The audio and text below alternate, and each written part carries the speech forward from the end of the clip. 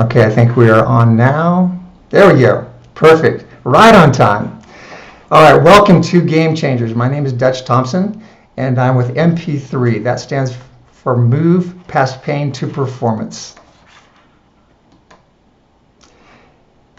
Move Past Pain to Performance, MP3. So I am a trainer. I do most of a neural approach to fitness. When people come to me, they generally are coming for recovery from some kind of a pain, or they want to improve their performance either at work or at play or in some form of athletics. And I look through more of a neural lens. My guest today, Kate Deering, also has that training. That's only one of the lenses that she'll look through though. She's has a lot of depth in the metabolism of the human body. So I'm so excited that Kate's with us today. And I'm excited to launch our series with her. She's the author of How to Heal Your Metabolism. This is her book right there. And I highly recommend it. It's a game-changing book. If you want to get healthy fast, this is the way to do it. I'm not a big fan of any of the food myths that are out there, which there are a lot of. I'm not a fan of many of the fad diets and trends are just completely wrong. And just preface of bringing Kate on board, I'm going to read a couple sentences here from her book that I love that have direct application into today's environment.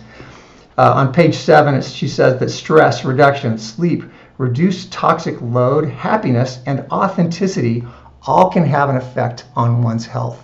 And from my lens of looking at life through this neural brain performance or neural plasticity, all those items stack up into what potentially is our threat bucket. How much threat can we handle? And unfortunately, right now, a lot of us are dealing with too much threat. So this book, Kate's words, hopefully will help you to take that down a notch and survive and thrive a little bit better through today. Another quote that I really, really love, and this will give you an idea of Kate's holistic picture, is when your metabolism is running optimally and you have great energy all day, your sleep is deep and refreshing. You maintain lean muscle mass and a warm body. Your hair shines and your skin radiates. You feel happy and you have a healthy libido. You have great digestion and circulation. You are free of sickness and disease, and you can eat well without working out for hours and hours every day. And who doesn't want more of that? All right, to tell you a little bit more about our guest, and then I'll bring her into the picture here. Let's see.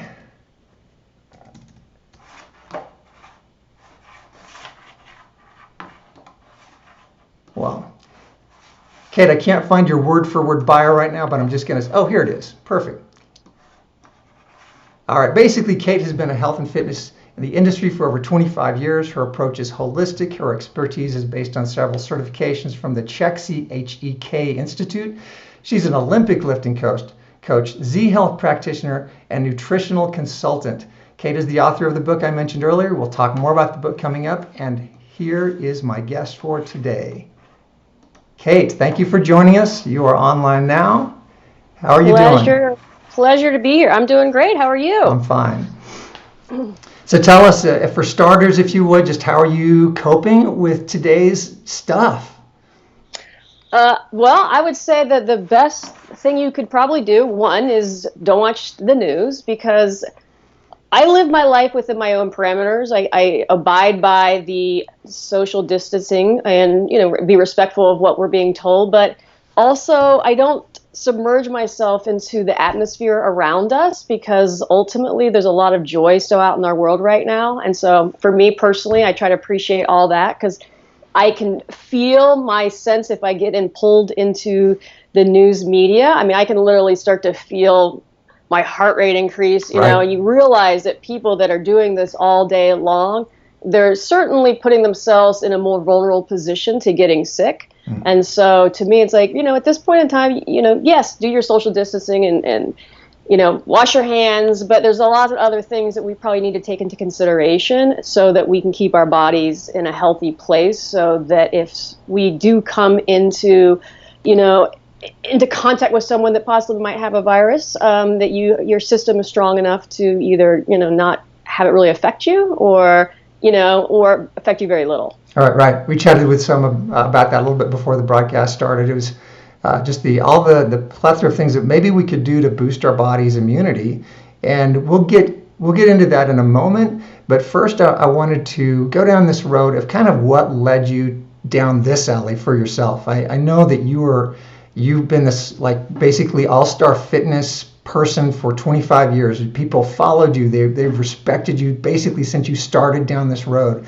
And yet, there are times in your history where you went, I've got this diet. I'm supposed to be feeling amazing. I'm supposed to be feeling great and not be fatigued. And yet you're teaching, you're coaching, you're leading, and you're frustrated with the results in your own body. Can you speak to that a little bit? Yeah, I mean, that's a good point. I think things started to go sideways for me probably in my mid-30s. So I'm 48 now, and at that point in time, I really thought I was had a healthy diet. Was eating organic foods. I was eating a low-carb diet, lots of lean proteins, very little carbohydrates, very little sugars. If anything, I was eating oatmeal and whole grains, and I was doing a lot of exercise. I mean, I was in the fitness industry, so at that point, in my brain, more was better. I was very lean. I looked very fit. I could do a lot of activity. And as I hit my mid-30s and started to get into a little bit later, I started to have a lot of, I would say, symptoms or issues that weren't on the health side of things. So I started to have some hormonal issues, sleep issues, fatigue. I mean, getting through a workout was really, really hard. I just started to feel not great.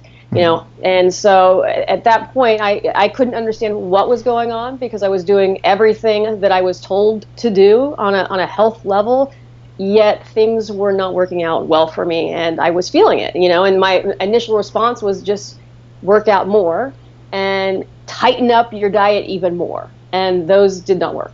Right. And so you started to get aware, and this I love this part of your book where there's this sudden sort of pleasant surprise that maybe you could work out less and achieve more.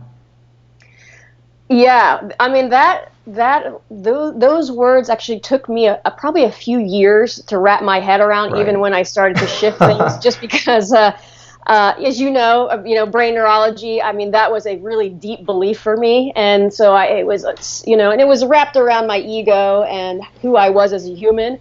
And so to not work out as much really made me look at myself and who I was.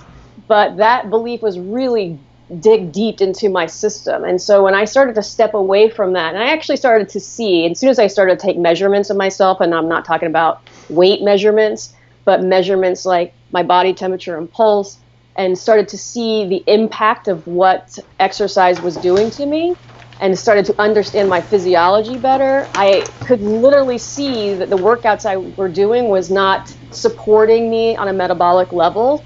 And so I had to shift because I was starting to butt heads with two ways of thinking. And if I really wanted to get healthy, I realized that over-exercise was putting too much stress and strain on my system, and I needed to really back off of it and to heal. And then, but once you get into a better place, you realize, well, I really don't need to work out 14 hours a week. I could do it in 3 hours a week and be healthier and feel better and not tear my system apart.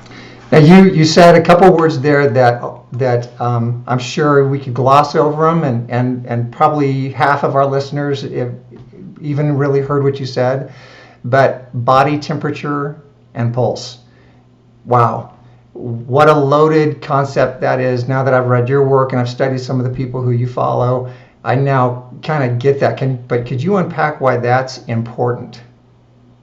Yeah, so that comes from the work of Dr. Broda Barnes, if anyone's interested, and Dr. Ray Peat. And both of them stress using body temperature, because it's a heat metrics, right? So when you're warmer, or when your metabolism is running at a higher rate, you will produce more heat. When you produce more heat, your body temperature is going to go up. And that's why you'll see children are they're always usually very warm, right? You see a kid when they're 10, it's snowing outside and they're in their shorts. They're totally fine. As you get older, if you think about your grandparents, they're always cold. That's why everybody moves to Florida, right? And they're always wearing a sweater. When it's 80, their body temperature is obviously much lower. And so when we look at that as a way to measure how well you're utilizing energy, it's a great metric and a measurement that you can do daily. And so for me personally, when I started measuring my own temperature, it was at like 96.5 probably. 98.6 is what it should be, despite what current research is saying about temperature. But that should be a normal temperature through the day, is 98.6 or 37 degrees Celsius. Yeah. I was almost 2 degrees cooler than that. Wow. And my pulse was significantly low. I was an endurance athlete, so my pulse would be around the mid 50s, which I thought was great. You know, sometimes it could get to 50-ish, because I was always told low pulse is great, and it is great for an endurance athlete. For someone that wants a strong metabolism, not that great, because you're teaching your system to be very efficient. And if you are an endurance athlete, you want that, because you don't want to have to eat every 30 minutes while running or biking or whatever you're doing. But you know, your body adapts to that way of being. So if you start teaching it to utilize less energy while you're in activity, it will utilize less energy when you're doing nothing. Yeah. And so you're training your system always by the stressors you're putting upon it, whether it's exercise or your work or coronavirus, whatever it is, your body's always adapting. Yeah.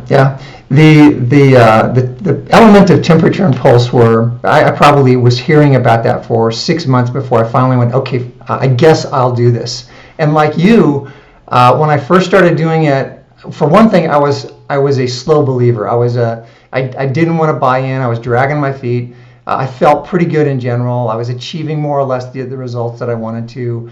But I was amazed that my temperature was consistently 97.3, 97.5 at the most. And I wasn't alarmed about that until I started to go, well, Kate says I should pay attention to this. Dr. Pete, who is widely respected and followed, says this is an important thing. Dr. Cobb, the main trainer of my neuroplasticity training, says this is important. Maybe it is, right? So I finally bought into it, and I started utilizing the principles that you were teaching about, and finally was able to get my temperature up, and what a game changer that was for me. I felt better. I noticed I could go out in cool weather that maybe before might have bothered me more, and I was just comfortable with it. And now I do tend to train athletes, marathoners, and endurance people, or baseball players, whatever. And one marathoner in particular, who's a pretty good, very strong athlete, told me after we started making some of these metabolism changes that all of a sudden he was just feeling awesome. His hands felt great. He could tolerate this cooler weather. There were he was sleeping better. All the things that you listed basically from your holistic approach suddenly shifted in his life, and things that were inaccessible or inexplicable suddenly were within grasp. So just want to confirm that what you're saying is so exciting. It's hard to buy into, but if any of our listeners want to know more about this dietary, what is temperature? Why is it important? When should I take it? How should I take it? That's in Kate's book. You can get in touch with me if you want to, but super important part of the component, and one read or one metric of how your body might be doing. If there's something really kind of imperceptible that doctors aren't really talking about, maybe your health professional or nutritionist isn't talking about, but super, super important. Yeah, and just a side note, because it's been brought up recently in the medical literature, because what we're finding is that actually people's normal body temperature is actually lower now. So the normal of what they're looking at is, I think, around 97.8. And so what a lot of the medical institution is explaining this is essentially that we're actually less inflamed, and that that's more normal, and that's a healthier place to be. And also because now we're in temperature controlled, our body temperature has adjusted. And that is the most misguided set of information, because I think it's a conversation out there right now. And I think people think that, no, it's better for me to be lower, which when you understand your physiology, that absolutely makes zero sense. And that when you are actually producing, and you'll even know when people do start getting warmer, you will noticeably feel better. You will feel like you have more energy. You'll start sleeping better. Your energy will be more stable. You know, whether you had PMS or other hormonal issues, they might go away. So I just really want to emphasize how important that, getting into that mid 98.6 or even a little bit warmer is really essential for good health. Yeah, I don't want to leave this subject quite yet. It's just so rich and so deep. So let's say we've got that classic person. They've tried all the diets. They kind of maybe, for what's typical for everyone, that works for a little while. They can shave off a few pounds for a little while, but then it just comes right back, and so they're on to the next trendy diet, and it just doesn't work. And they're on the treadmill for 5 years. They're frustrated. They've gained weight, and they've never checked temperature before. Why might that be a game changer for that person? I think, and it was for me, right? So that's kind of me in a different level, and what it let me see was, I'm not really producing energy well, which means like, okay, I'm eating, but I wasn't eating a ton, right? Because I've always been on some sort of diet. I'm in the fitness industry and, ahead of everybody, but it was always a lot of work. Like for me to stay in decent shape and not gain weight, it took a lot of work and a lot of restriction, a lot of willpower. And so when I started to learn, like this person, that I was cooler and maybe have to reevaluate what I was doing and understand, what does this heat metric actually mean? And if you're cooling, and they've actually, I think, done some calculations, and I think if you're, for every degree Celsius that you're cooler, I think you're burning like 300 calories less per day, right? So you can look into that, and it's probably different per body weight and maybe different per person, but some people that are considerably a couple degrees, I mean, they're at rest, and this is at rest, mind you. This isn't while you're in activity. That you might be burning 600 calories less per day because you're in this cooler temperature range, right, because your body isn't utilizing energy well. Yeah. And that doesn't mean that you need to now, because the next question always is, well, if I eat 600 more calories, I gain weight. Mm-hmm. And I'm like, that is correct, because you have adapted to this cooler temperature, so your body only now knows to utilize X amount of energy. So there's a process to get somebody up to where that they actually can utilize energy better. It's, a slow, progressive process of incorporating the right kind of foods. But yes, you can reteach the body, just like you taught it to be efficient. You can teach it to, as I say, waste more energy, because you kind of want to be wasteful, so you can utilize more calories. And, it's like anything. You just basically do the reverse of the things you did to get you in the state of, a lower level of body temperature. Awesome. And I know that just one thing else that I'll just touch on here for a second is with how to heal your metabolism. One of the beautiful parts of this information is it is so freeing. Foods that I thought I couldn't touch, foods that I thought I was allergic to, suddenly became accessible. I could have ice cream again. How crazy is that? I've now added all these wonderful foods back into my life. I feel healthier. I look better. I'm trimmer than I was before I started all this stuff. And I'm eating more of a variety of stuff that I enjoy than I have in decades. So much fun. Yeah. I mean, I think that's the part, I think that people have such a hard time wrapping their minds around, that there's so many foods that I certainly tell are good, and that they've been told probably for the last 10 to 15 years that you need to completely stay away from those without really understanding that food in context. Yeah. And, a lot of what we're told in the health industry is all related around like something like a 3-month diet or a 1-month diet, or something that basically was very short term to try to get a result, which is usually weight loss. And when we use those metrics, weight loss should not be a good metric for health. It is. We use that. And because of that, I think we've steered a lot of people down a path that has gotten them sicker, more heavier, and having more issues. And so now this kind of work is the thing that will dig them out of the hole they've probably created for the last 5, 10, 20, 30 years of whatever dieting programs that they've been doing. And do you think that we add a layer of stress to the body when we are so restrictive with the food that we eat? 100%. Yeah. I mean, diets are anything restricting the amount, like when you want to lose weight and you're losing fat, that is a stress. Weight loss is a stressor because you're giving your body less energy than it needs to survive on an equal level, right? And if you're doing that in a metabolism that's deficient, so you're already, let's say, in a low metabolic state, and then you're trying to even eat less to try to lose weight, well, then you're stressing an already stressed system. Mm-hmm. Right. And so that's in addition to, let's say, all the other stressors in your life, like you say, the stress bucket. And we talk about that a lot in neurology, that's when we start having issues when that bucket gets filled. So dieting, over-exercising, work, family, all of those things pile into the bucket. And then when that bucket is full, we become, our immune system is weaker, our tolerance to stress is lower, we get more agitated and irritated, we can get depressed. Yeah. All of those things start occurring when that bucket starts overflowing. Right. And dieting is a big component of that. Sure. So I like to talk to a lot of my clients about the avalanche effect or the overflow effect of that bucket. And so can you speak to how you might be borderline, not quite at avalanche level, and then we're hit with something like COVID-19? Right. So this is how I view COVID-19, and I look at it as the last thing. It's kind of the needle or the straw that broke the camel's back on a lot of people, right? I love that.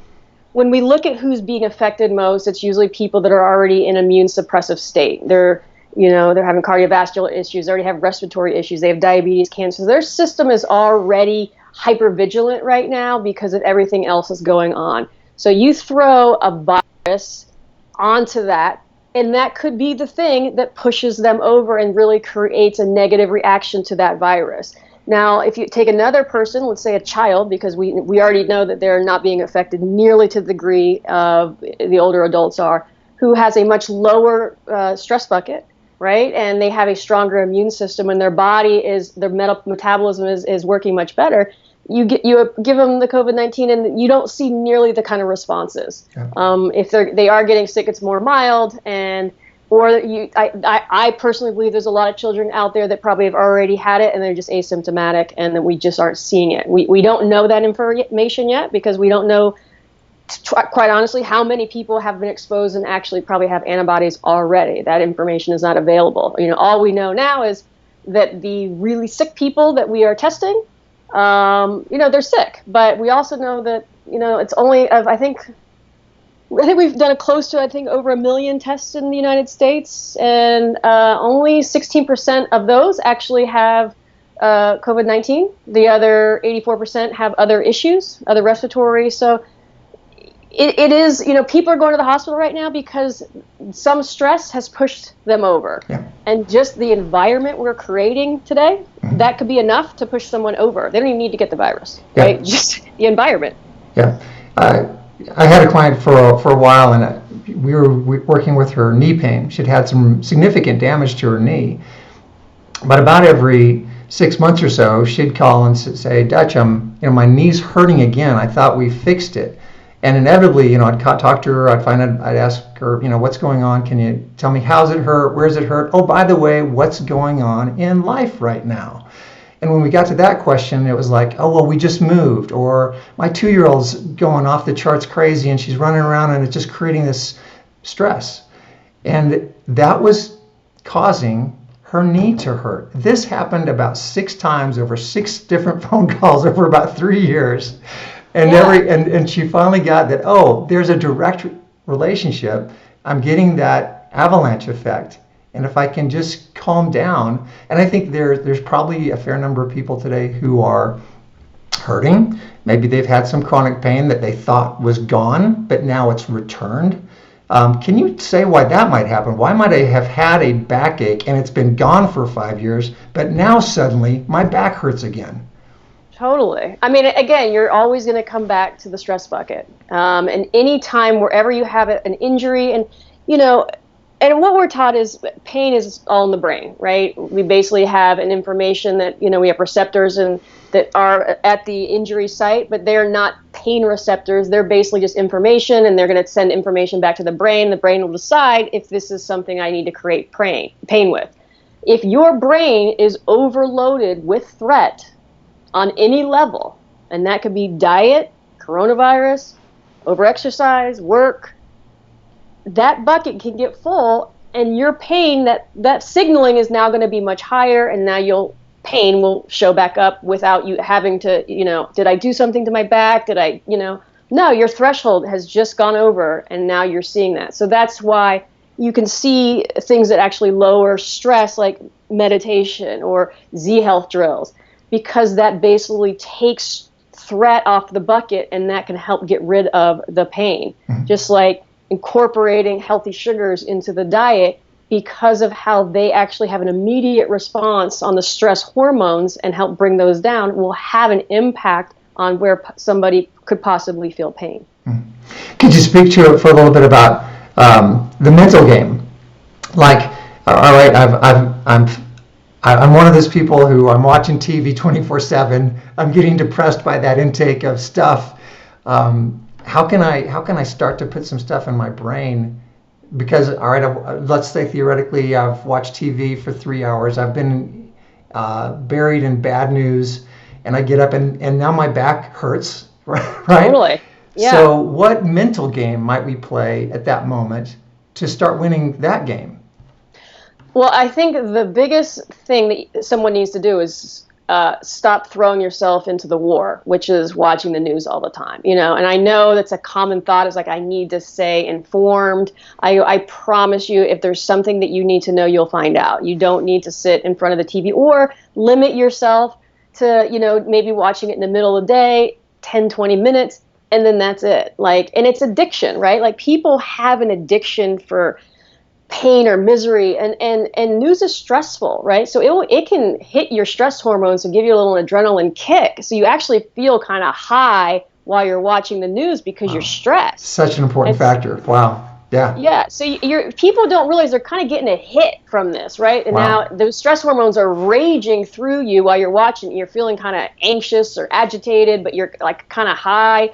And, and you keep doing that, and you are just going to overwhelm your system to the point where you're going to get done. And I have talked to numerous people. They said, I can sit and watch, and after 30 minutes, I literally feel like I'm cracked out, heart rate's, blood pressure's up. But I'm like, exactly. Wow. So first, you got to turn it off. You got to walk away from it. And and like I said, you will know if something's going on. Right? In your world right now, most of us are pretty confined to our space, right? And so that, to me, is the space you need to worry about.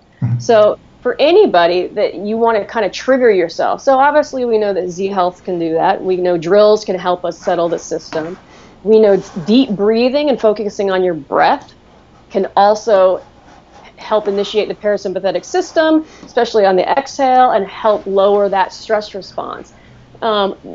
Another big one is, people don't get, is that sugar, and in context, right, and how sugar works in your system, it actually works by lowering the stress hormones. So your stress hormones will elevate when your body needs more fuel, and it feels like you're running from a lion. Whether you're really running from a lion or you're watching coronavirus news, your system is going to get activated. And so it's saying to your body, I'm going to run from this line, I need more fuel. And I'm going to throw all the blood into my legs so I can run, right? And if you don't give it fuel, then it's just going to create this stressed system that's going to breaking down your own tissue to utilize this fuel. And so ultimately, you need to give your body fuel. And sugar is going to be the quickest source of fuel your body can get to make itself feel better. Okay, let's camp on that for a minute, because and this is one of the reasons that I would love to have you join me again sometime as we're going through this series. Because Kate will say some things, she'll go on for a couple of sentences, and you'll go, I didn't quite catch that. Or did she really actually just say that? Is that true? Is that what I really heard? So in particular, I know that we're going to come back to the sugar question, because so many, and I was an anti-sugar advocate for, 15 years, and I would preach, sugar's bad, it's the devil, stay away from it. But the first thing you said before we kind of got into that part of the equation was exhale more. Why? What does that mean? Can you go into that some? Well, just within your own breathing, on that exhale pattern, we just initiate more of your rest and digest system, right? Your sympathetic system is going to be that fight and flight. Your parasympathetic is going to be that rest and digest. You can't digest when you're in a constant state of crazy, right? So all of these things, and so when you want to incorporate getting back to that rest digest phase, the exhale part of your breath, right, and actually blowing and then air out and the carbon dioxide out or whatnot is going to help the system relax. And so when we are in a stress state, we tend to breathe very shallow and we start to hyperventilate, right? And so that actually lowers the amount of carbon dioxide and oxygen that we get into the system, which is going to create a state of, I don't want to say hypoxia, but basically a low oxygen state. And, and that's going to inhibit optimal cellular metabolism as well. Have you got a drill or something that people could practice that might help them focus on the exhalation? I just do some box breathing personally, and so I do a 4-count inhale. I'll do a 4-count hold, and I might do an 8-count exhale. Okay. And then basically, and then you can hold it at the end there, and a 4-count inhale, 4-count hold, 8-count exhale. And literally you can do that for a minute to 5 minutes, whatever feels comfortable for you, and you will literally feel your system start to relax, right? Don't do it while you're watching the news, right? Maybe turn on some slow, quiet music, whatever is a relaxing setting for you, but really focusing on the breath can help bring that system down. Yeah. So many of us are stuck in our sympathetic nervous system drive. And for people who might not know it, we've got basically two nervous systems, the parasympathetic and the sympathetic. Parasympathetic is more of your fight or flight. Parasympathetic is more of your rest and digest. Not one or the other isn't evil. One or the other isn't the only one you need. You need both of them. It's like the yin and the yang symbol of the Chinese martial arts. But when we tend to be, by living today, and I'm sure you'd agree, Kate, we're kind of already predisposed to living in the more of the sympathetic tone state.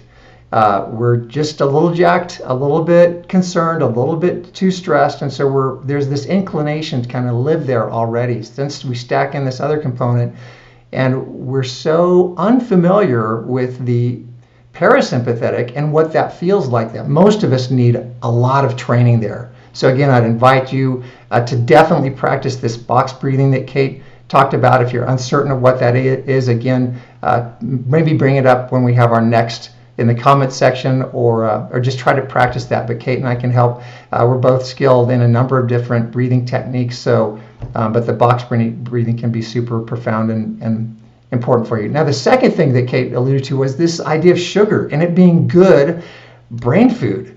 So are you talking about white granular sugar?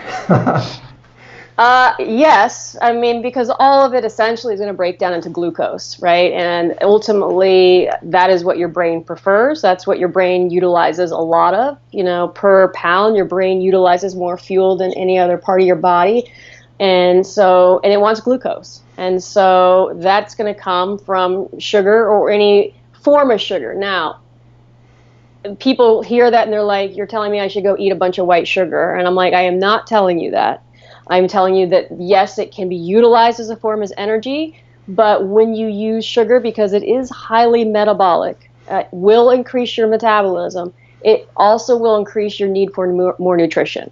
And that's important because when you eat foods that have sugar in them, you want them to be the most nutritionally dense foods so that they provide both factors of energy and nutrition. So you're usually going to find those in fruits, juice, some dairy, roots, honey's good. White sugar is totally fine occasionally if you need energy. There is absolutely nothing wrong with it. But should that be used as a large component of your diet? No, I don't think so, unless you're wasting lots of energy. But most people are not, and if you are not healthy right now, then it should be used very minimally because you need mostly nutrient-dense foods. That applies to a question I just saw from one of our watchers. Great question here. How does that work with pre-diabetics? Right. So when you look at someone that has high blood glucose levels, and they're monitoring a pre-diabetic from their fasting high blood glucose levels, what we normally see is that those people are really stressed because the reason you're having such high blood glucose levels is because you don't have any stored glucose through the night. So your body's getting excessively stressed. It's elevating your stress hormones. It's breaking down tissue, and that's usually giving you that bump in elevated blood glucose levels. So I usually see pre-diabetic or even diabetic are usually, if you look at their history, they're all incredibly stressed individuals. And the other component is that most diabetics, or I'm sorry, all, and probably pre-diabetics, usually have a high amount of free fatty acids floating around in their blood, right? Usually because their body has had an inability to utilize sugars properly. Their bodies are breaking down fat. When you have a lot of fat in the blood, what happens is it inhibits optimal sugar oxidation or sugar usage. So that sugar will also end up staying in the blood much longer. So for those people, it's very important that you go through this process quite slowly. If you are really sensitive to sugars, and you are having an extreme response, then you need to utilize the right amount for you and then add it in slowly. So usually for those people, I would suggest always combining it. Well, I suggest everybody, but you would start with a lower amount of sugars and always combine it with some fat and protein to slow the absorption of the sugar to see how your body responds. But yes, they would utilize the same ones. They just, like I said, we always have to find, and that's what helps with working with people, because I can see what you're doing now, if it's working or not, and then we monitor your temp and pulse, and we can see how your body's responding to the foods and the meals that you're currently eating, and from there I always gauge where we need to go. Do we need to add more? Do we need to add less? Because ultimately we need to find a balance of blood sugar with everybody, no matter where you're at. And it's going to be different for any person depending on how their body is utilizing energy. Obviously, if you're pre-diabetic or diabetic, you are not using energy very well, and your system is quite stressed. And so we have to retrain that system. Again, it's gone through an adaptation. It can be retrained. It just takes monitoring your stress load and then eating the right foods consistently for a good amount of time. Yeah. The way you're talking right now just reminds me that of how difficult it is in today's environment to believe actually what you're saying. Sure. I think we're sold this story, this lie of, if you want to get well, do this diet or follow this trend. And that, in a way, even though many of us have never found great success doing that, I think a little voice in the back of our head is trained to think there must be an easy solution. And what I love about what you're saying is there's not. It takes time. It takes monitoring. Our bodies are so much like a chemistry lab, aren't they? Yeah, they are, and that's why, this approach is very person specific. I mean, there's guidelines, and when you understand how your own physiology works, it's easier to pick the right foods for yourself. But I think it's also important to remember, yes, it takes time and work. And I always like to use the analogy of, it's like learning a new language, right? If you're learning Italian, you really need to submerge yourself into that. But once you get it, it's like and then it becomes like your natural state of being, and you start talking that way without effort. And that's what essentially starts happening once you adjust and you get through the bump of, trying to figure out why and what you're doing.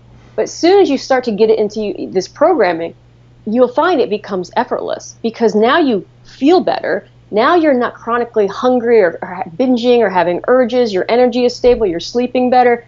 And so it just becomes easier. But yes, initially it can be challenging for sure. Yeah. So looking at some of the questions that we had for discussion today, and one of them that I wanted to ask you was, what are the 3 easiest things people could do today to change, to start feeling and looking better? Just if we say, okay, if you really want to hit the target, work with a professional. But if they can't, if they just go, I just want to do the 3 easiest things under the pressure that I'm under, what would you recommend that they change today? Probably one of the most important, we haven't even really touched on this as much, but is using, the fats you use in your diet, get rid of all the liquid oils or the polyunsaturated fats. Huge. Wow. And substitute those with the coconut oil, the butter, and those would be a big component, right? Which is basically going to eliminate most fast food and processed food because they're filled with all the liquid polyunsaturated fats. So that would be a huge component that would really help people feel better. And getting those oils out of your diet or out of your body will take a little bit more time. Yeah. But that would be definitely a huge one to start with. That isn't that challenging.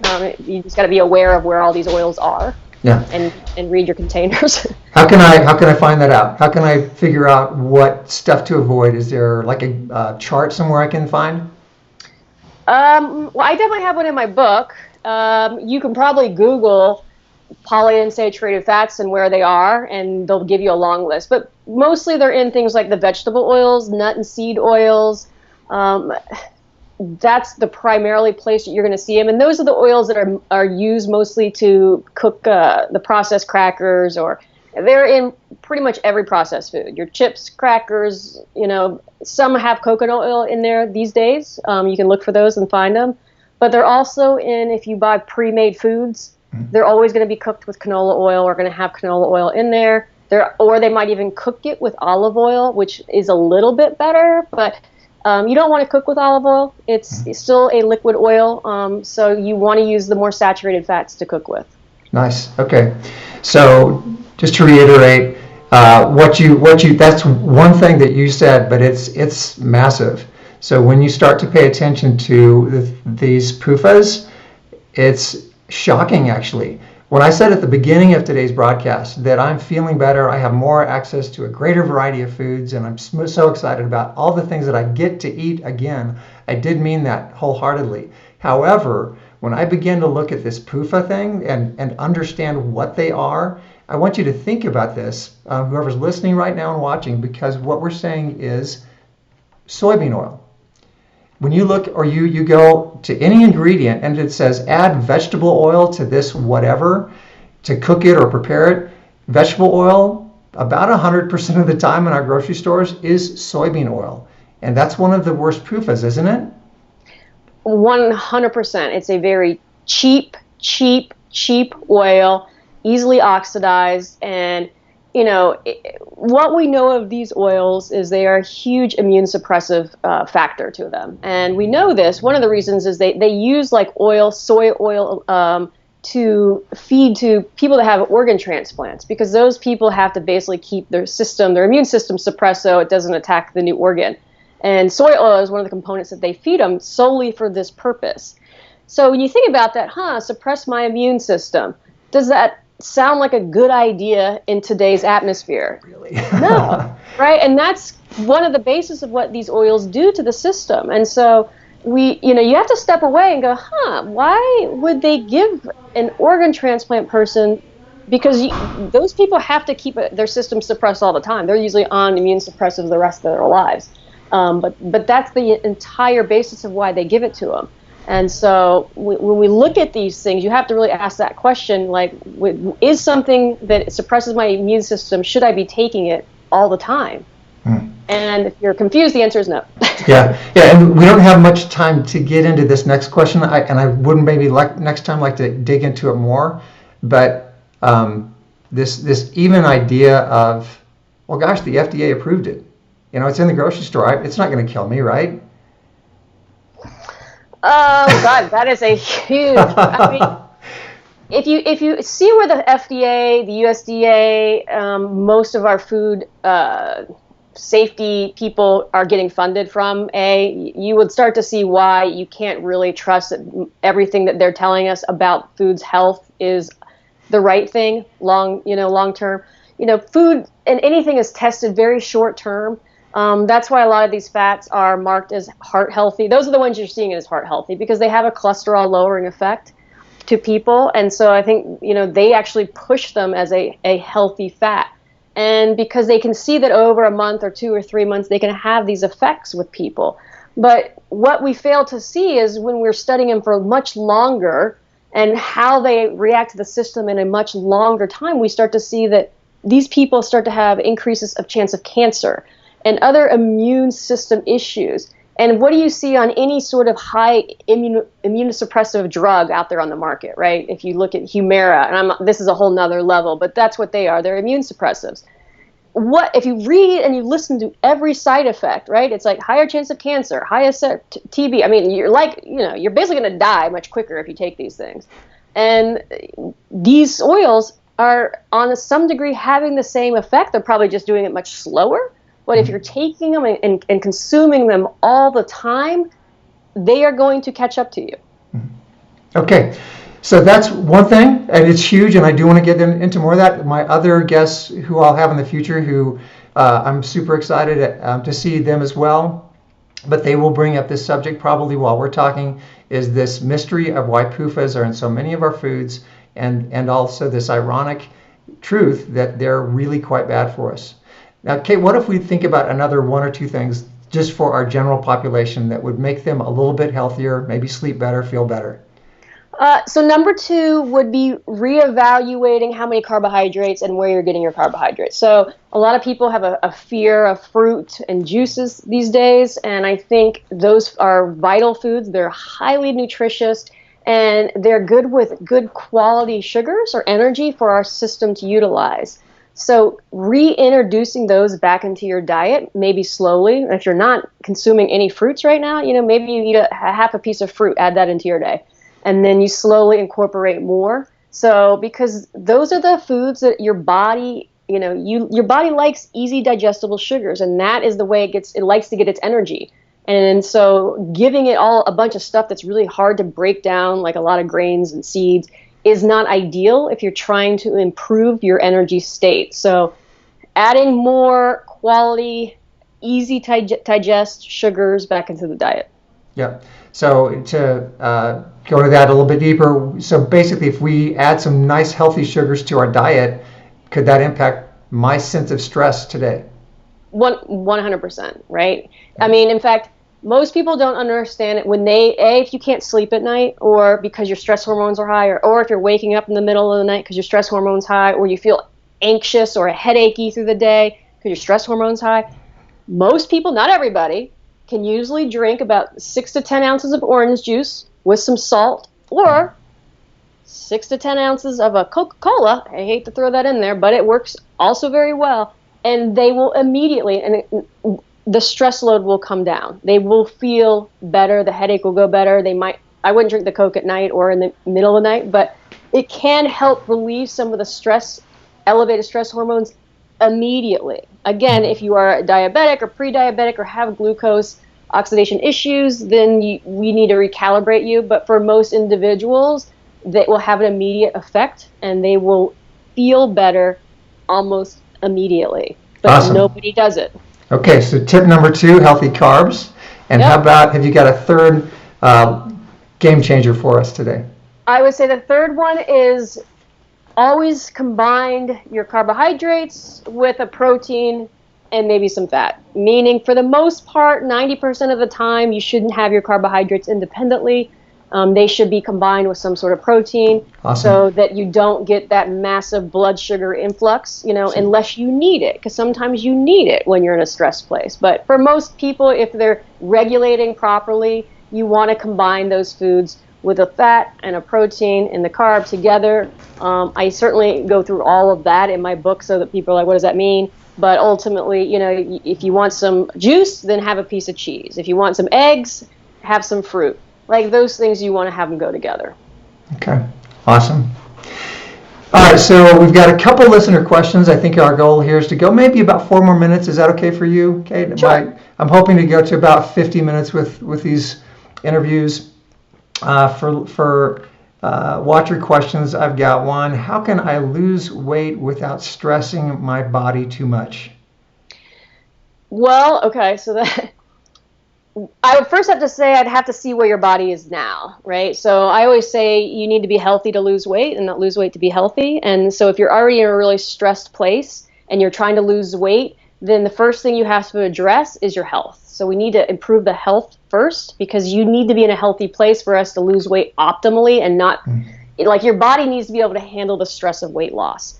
And if it's already severely stressed, then you're not ready. Because if we try to lose weight on a stressed body, we're just going to stress it even more. We can do it, I've certainly done it, but ultimately you'll have sleep issues. You're going to start having energy issues. You might start feeling fatigued. You might, start getting torn muscles. Stress things start to happen. Yeah. So it would be always improving health first to get you in a better place.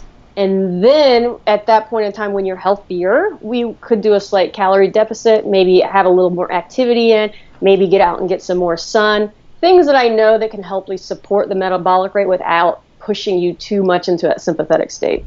And this is one of the reasons why I love your work so much. It's the only thing, in my opinion, that makes sense. It's complicated, but it should be. It makes sense when you start talking. I go, oh well, the reason I am maintaining my weight is because of stress. The reason that I can't seem to shave off pounds is because of stress. So then when I go to the gym and I work out, that's a stressful environment. That's a stressful thing on my body. That if I was okay and somewhat healthy to begin with, I might respond well in that environment.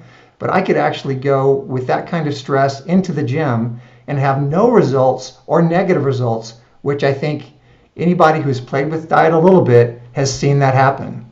Yep, 100%. I mean, it's not to say, yeah, exercise can be a stressor, but it can be a good stressor. If your body's in a healthy place, it can adapt properly. Right. Meaning if you do a weight training workout, you'll gain more muscle, right? Yeah. But if you try to do a hard weight training workout under-fueled and depleted, all you're going to do is keep tearing your system apart. So you're not going to have the same response because the body is different. So we have to take that into consideration when giving someone an exercise program or giving them some lifestyle choices. Because if their body can't take these stressors, we're not going to get anywhere.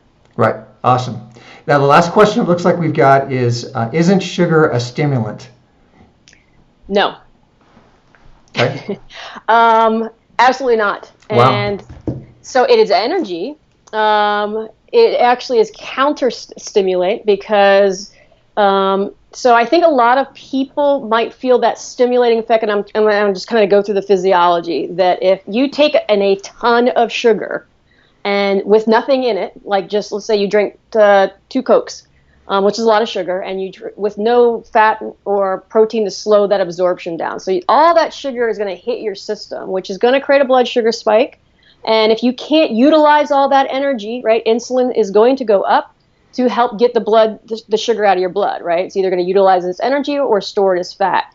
So if you give yourself too much than you can handle, you are going to see this blood sugar pop, insulin go up, which is then going to lower your blood sugar, which if it lowers it too much, then that's going to create a stress response because now it's trying to regulate you, right? So dysregulated blood sugar will chronically create stress in your system. And so when I say, and that's why I always have to say contextually when I say sugar, because it's always the right amount for you and it's how you deliver it to your system. So if you had too much and you created this blood sugar dysregulation that created a stress response ultimately, then it will feel like a stimulant because you're going to get an adrenaline push because of the drop in blood sugar after the insulin spiked up. Okay?